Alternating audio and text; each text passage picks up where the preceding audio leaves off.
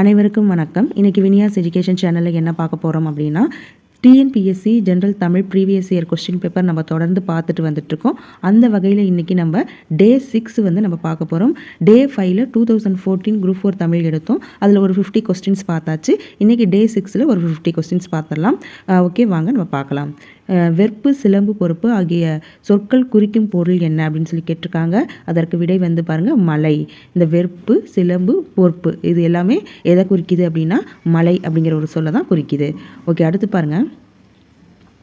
நெடிலோடு உயிர்த்தொடர் குற்றுகரங்களுள் இது வந்து பா போட்டு கொடுத்துருக்காங்க. இது பா கிடையாது, இது வந்து டா. டா ரா ஒற்றிருக்கும் வேற்றுமை மிகவே.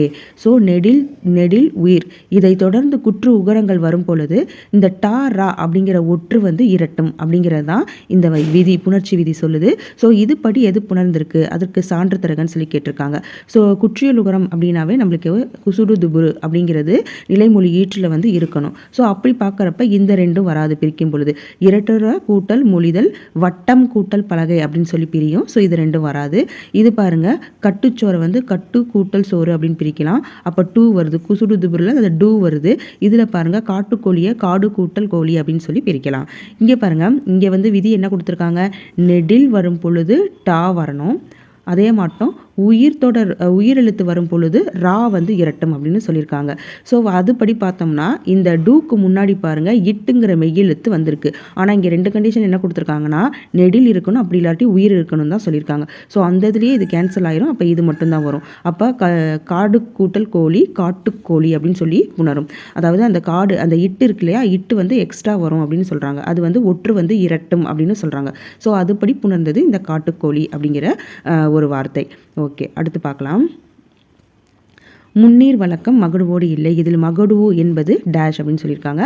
மகடுவு அப்படின்னா பெண் அப்படின்னு அர்த்தம். அதாவது முன்னீர் வழக்கம் மகடுவோ இல்லை அப்படின்னு தொல்காப்பியம் அப்படிங்கிற ஒரு நூலில் வந்து தொல்காப்பியர் சொல்லியிருப்பார். ஸோ இதுக்கு என்ன அர்த்தம் அப்படின்னா, கடல் கடந்து போகிற வழக்கம் வந்து பெண்களுக்கு கிடையாது அப்படின்னு வந்து சொல்லியிருப்பார். ஸோ அந்த வரிகள் தான் இது. இப்போ மகடு அப்படின்னா என்ன அப்படின்னு கேட்டிருக்காங்க, பெண் அப்படிங்கிறது அர்த்தம். ஓகே, அடுத்து பாருங்கள்.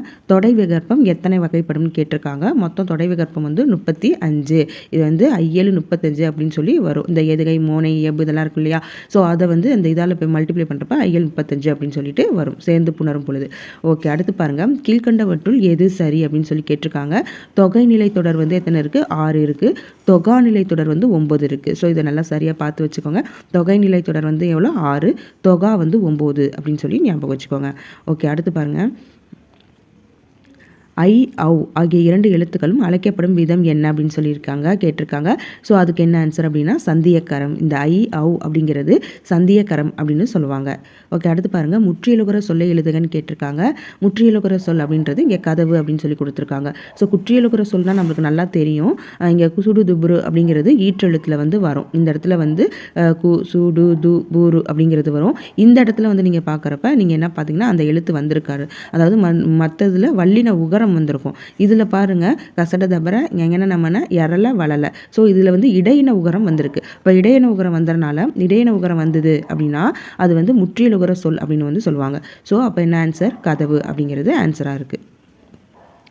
ஓகே, அடுத்து பாருங்கள். கீழே கொடுக்கப்பட்டுள்ள சொற்களில் ஒரு பொருட்பன்மொழி சொல்லை தேர்க அப்படின்னு சொல்லியிருக்காங்க. ஒரு பொருள் வந்து பல சொற்களை வந்து குறித்து வர்றது. இங்கே பாருங்கள், இந்த இடத்துல மீ அப்படிங்கிறது மேலே, மிசை அப்படிங்கிறது மேலே.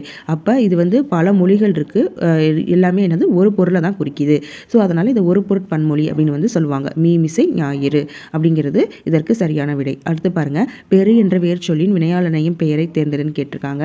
வினையாளனையும் பெயர்னா ஒரு வினைச்சொல் வந்து வினை செய்தவரை குறிக்கணும். அதான் வினையாளனையும் பெயர்.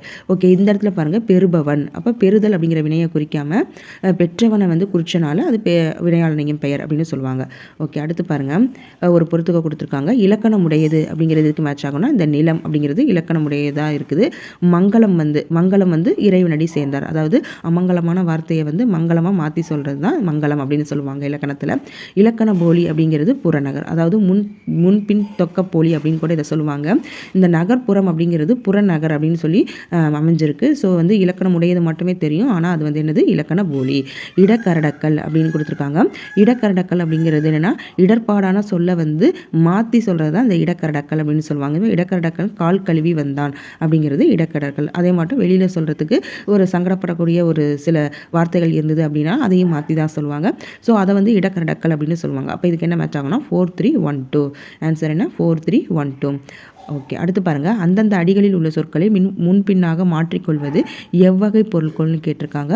மொழி மாற்று பொருட்கோள். இப்போது ஒரு இதில் வந்து ஒரு லைனில் வந்து இப்போ 4 சொற்கள் இருக்குது அப்படின்னா அது வந்து என்னென்னா இந்த லைன்லேயே அந்தந்த அடியில் இருக்கக்கூடிய இது ஃபஸ்ட்டு அடி, இது வந்து 2வது அடின்னு சொல்லுவாங்க, இது முதல் அடி, இது 2வது அடி. இப்போ இந்த லைனில் இருக்கக்கூடிய சொற்களையே என்ன செய்வாங்க அப்படின்னா மாற்றி மாற்றி போடுறது, அது வந்து மொழி மாற்று பொருட்கோள். அதாவது அடியவே ஃபுல்லாக நம்ம மாற்றி இந்த அடியை தூக்கி இங்கிட்டும் இந்த அடியை தூக்கி இங்கிட்டும் போட்டால் அதுதான் அடிமறி மாற்று பொருட்கோள். ஸோ இது ரெண்டுலேயும் தான் டவுட் வரும். ஃபுல்லாக அடி ஃபுல்லாக மாற்றினா அடிமறி மாற்று பொருட்கோள், அதே லைனில் இருக்கக்கூடிய சொற்களை வந்து மாற்றி போட்டால் தான் அது மொழி மாற்று பொருட்கோள். ஸோ இதை வந்து நல்லா பார்த்து வச்சுக்கோங்க. ஓகே, அடுத்து பாருங்கள். பொருள் தேர்கன்னு ஒன்று கொடுத்துருக்காங்க. அங்காப்பு என்பது என்ன அப்படின்னு சொல்லி கேட்டிருக்காங்க. அங்காப்பு அப்படின்றது வாயை திறத்தல். என்னது வாயை திறத்தல்னு அர்த்தம். நல்லா பாருங்கள், வாயை பிளத்தல்னு கொடுத்துருக்காங்க. இதில் ஒரு டவுட் வரும். அங்காப்பு அப்படிங்கிறது வாயை திறத்தல். இது எப்படி ஞாபகம் வச்சுக்கலாம் அப்படின்னா வாயை திறந்த அங்கேயே ஆப்பு வச்சுருவாங்க அப்படின்னு சொல்லி நீங்கள் ஞாபகம் வச்சுக்கலாம். ஓகே, அடுத்து பாருங்கள். வினைமுற்றை தேர்க அப்படின்னு சொல்லி கொடுத்துருக்காங்க. வினைமுற்று அப்படிங்கிறது ஒரு சொல் வந்து முற்று பெற்ற அதாவது குறிச்சுது அப்படின்னா அது வந்து வினைமுற்று அப்படின்னு சொல்லுவாங்க. ஸோ படித்தான் அப்படிங்கிறது சரியான விடை. அடுத்து பாருங்கள். தவறான ஒன்றை தேர்கன்னு கேட்டிருக்காங்க. இது மூணுமே என்னென்னா நிகழ்கால இடைநிலைகள் அப்படின்னு சொல்லுவாங்க. கிறு, கின்று, ஆண், என்றுன்றது நிகழ்கால இடைநிலைகள். ஸோ இதில் இல்லாத ஒன்று எது அப்படின்னா இந்த இல அப்படிங்கிறது தவறான ஒன்றுங்கிறது. ஸோ அதான் ஆன்சர். அடுத்து பாருங்கள். இணையில்லை முப்பாலுக்கு என் நிலத்தே என பாடியவர் யாருன்னா பாரதிதாசன். யார் பாடியிருக்கா? பாரதிதாசன் வந்து பாடியிருக்காரு. அடுத்து பாருங்கள். இப்போதுள்ள கல்வெட்டுகளிலே மிக பழமையானது எதுனா திருநாதர் குன்றம் கல்வெட்டு. இது திருநாதர் குன்றம் கல்வெட்டு. இப்போ இருக்க கல்வெட்டில் பழசு எதுனா திருநாதர் குன்றம் கல்வெட்டு. அடுத்து பாருங்கள். காந்தியடிகளை அரை நிர்வாண பக்கிரி என ஏளனம் செய்தவர் யாருன்னா சர்ச்சில். யார்? Winston Churchill. இங்கிலாந்தில் வந்து பிரைம் மினிஸ்டராக இருந்திருப்பார். இவர் தான் வந்து காந்தியடிகளை வந்து அரை நிர்வாண பக்கிரி அப்படின்னு சொல்லியிருப்பார். 2வது வட்ட மேஜை மாநாடுக்கு போயிருந்திருப்பார் இல்லையா காந்தியடிகள். ஸோ வந்து அப்போ வந்து சொல்லியிருப்பார். ஓகே, அடுத்து பாருங்கள். ஏழையின் குடிசையில் அடுப்பும் விளக்கும் தவிர எல்லாமே எரிகின்றன.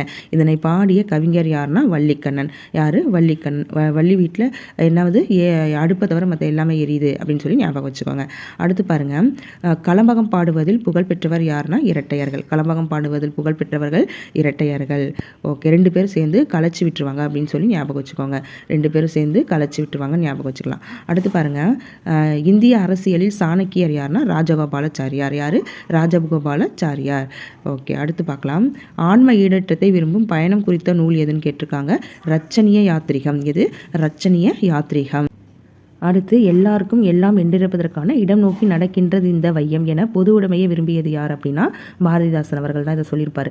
எல்லாருக்கும் எல்லாம் என்றிருப்பதற்கான இடம் நோக்கி நடக்கின்றது இந்த வையம் அப்படின்னு வந்து சொல்லியிருப்பார்.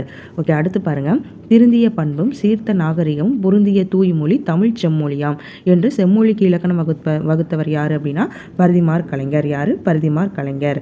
திருந்திய பண்பும் சீர்த்த நாகரிகமும் அப்படின்னு ஸ்டார்ட் ஆகும் இந்த லைனு. ஸோ வந்து இது எப்படி ஞாபகம் வச்சுக்கலாம் அப்படின்னா செயின் பறிக்கிறவன் திருந்திட்டான் அப்படின்னு சொல்லி ஞாபகம் வச்சுக்கோங்க. ஓகே, அடுத்து பாருங்கள். ஐஞ்சிறுகாப்பியங்கள் அனைத்தும் யாரால் இயற்றப்பட்டன அப்படின்னா சமணர்களால் தான் இந்த ஐஞ்சிறுகாப்பியங்கள் வந்து இயற்றப்பட்டன.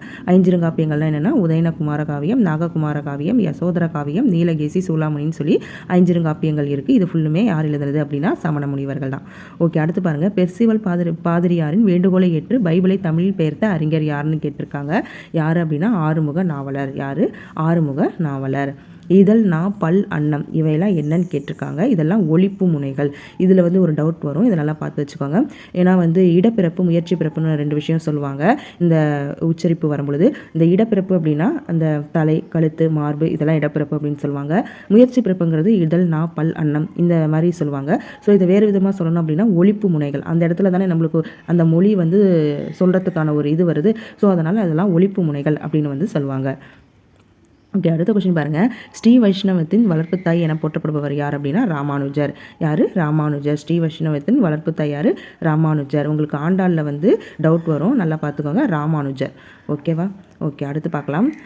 ஒன்றை குலம் ஒருவனே தேவன் என்பது டேஷ் நூலின் புகழ்பெற்ற தொடர் அப்படின்னா திருமந்திரம். இந்த திருமந்திரம் வந்து சைவ திருமுறைகளில் வந்து 10வது இடத்துல இருக்குது.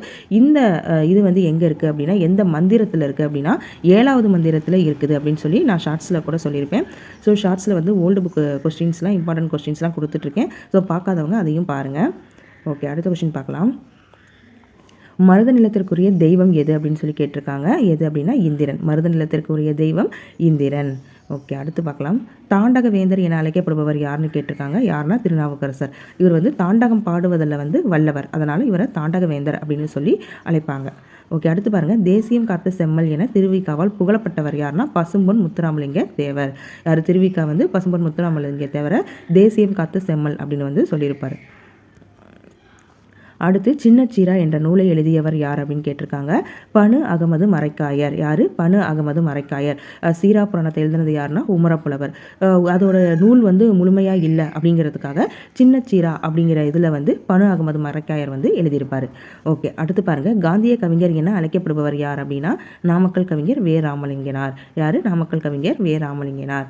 அடுத்து முதலில் என் நிலத்திற்குரிய விலங்கு அப்படின்னா குறிஞ்சி நிலத்துக்கு உரிய விலங்காக இருந்துச்சு. அப்படின்னா பசு, இந்த மாதிரி ஆணிரைகள் அப்படின்லாம் சொல்லுவாங்க இல்லையா. ஸோ அது வந்து முதல்ல வந்து குறிஞ்சி நிலத்துக்கு உரியதாக இருந்துச்சு அப்படின்னு சொல்கிறாங்க. ஓகே, அடுத்து பாருங்கள்.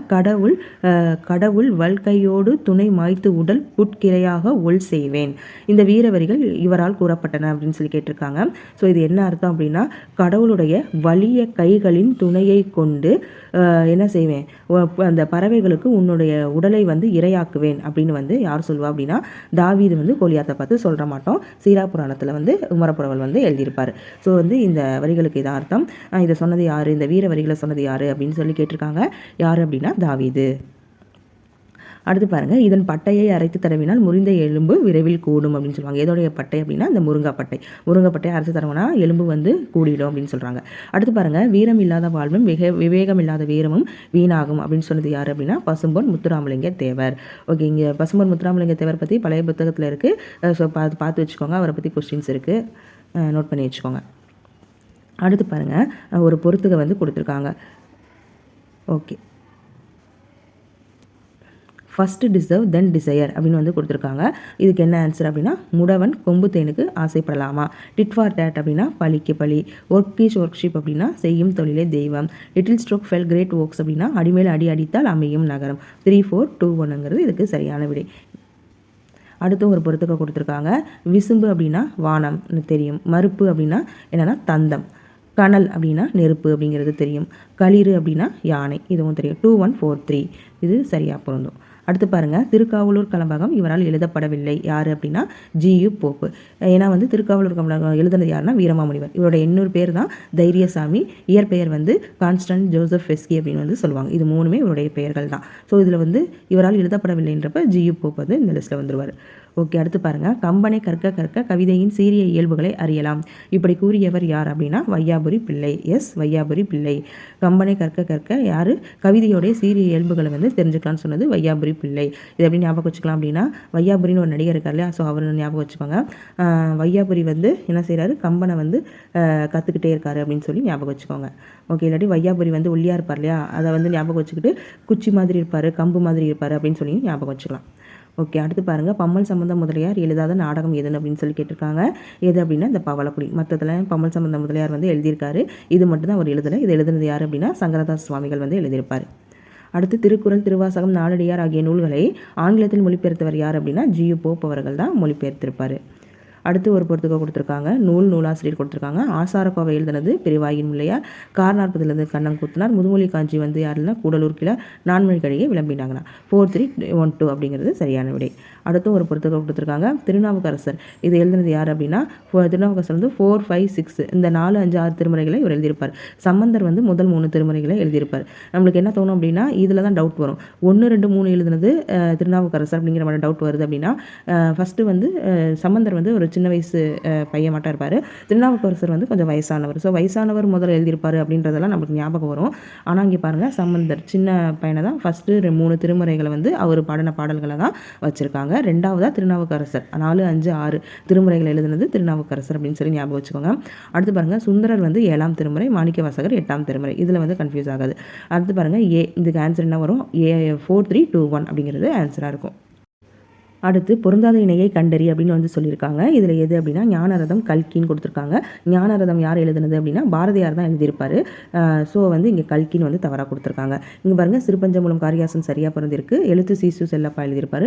குயில் பாட்டு பாரதியார் தான் எழுதியிருப்பார். ஓகே, இது வந்து யார் எழுதுனது அப்படின்னா இதுவும் பாரதியார் தான் எழுதியிருக்காரு. இது வந்து கல்கின்னு சொல்லி தவறாக கொடுத்துருக்காங்க. ஸோ இதுதான் வந்து இதுக்கு பொருந்தாத ஒன்று. அப்போ ஞானரதம் கல்கி. ஓகே, அடுத்து பாருங்கள் தமிழ் செய்யுள் கலம்பகம் என்ற நூலை தொகுத்தவர் யார் அப்படின்னு சொல்லி கேட்டிருக்காங்க. யார் அப்படின்னா ஜி.யு. போப் அவர்கள் தான். அதாவது இரக்கம், இந்த அன்பு, இது சம்மந்தப்பட்ட ஒரு 600 செயல்களை வந்து ஒன்றா தொகுத்து அவர் தமிழ் செய்யுள் கலம்பகம் அப்படின்னு சொல்லி ஒரு நூல் வந்து எழுதியிருப்பார். எழுதுனது யார் அப்படின்னா ஜி.யு. போப் அவர்கள். ஓகே, அடுத்த கொஸ்டின் பாருங்கள் தமிழ் பேரகராதி லெக்சிகனை உருவாக்கியது யார் அப்படின்னா வையாபுரி பிள்ளை. யார் லெக்சிகனை உருவாக்குனது யாருன்னா வையாபுரி பிள்ளை அவர்கள் தான். ஓகே, தமிழிசை கருவி யாழ் பற்றி பல காலம் ஆராய்ந்து யாழ் நூல் இயற்றியவர் யாருன்னு கேட்டிருக்காங்க. யார் அப்படின்னா விபுலானந்தர். தமிழிசை கருவி யாழ் பற்றி பல காலம் ஆராய்ச்சி செஞ்சவர் யாருன்னா விபுலானந்தர். ஓகே, அடுத்த கொஸ்டின் பாருங்கள் பாரத சக்தி மகாகாவியம் இயற்றியது யார் அப்படின்னா சுத்தானந்த பாரதியார். யார்? சுத்தானந்த பாரதியார். ஓகே ஃப்ரெண்ட்ஸ், இந்த வீடியோ இதோட முடிஞ்சிருச்சு. இந்த வீடியோ பிடிச்சிருந்தது அப்படின்னா வினியாஸ் எஜுகேஷன் சேனலுக்கு சப்ஸ்கிரைப் பண்ணுங்கள், லைக், ஷேர், கமெண்ட் பண்ணுங்கள். டெலகிராம் லிங்க்கில் இணையாதவங்க டெலகிராம் லிங்க்கில் இணைஞ்சிக்கோங்க, டிஸ்கிரிப்ஷனில் இருக்குது. Okay, thank you friends.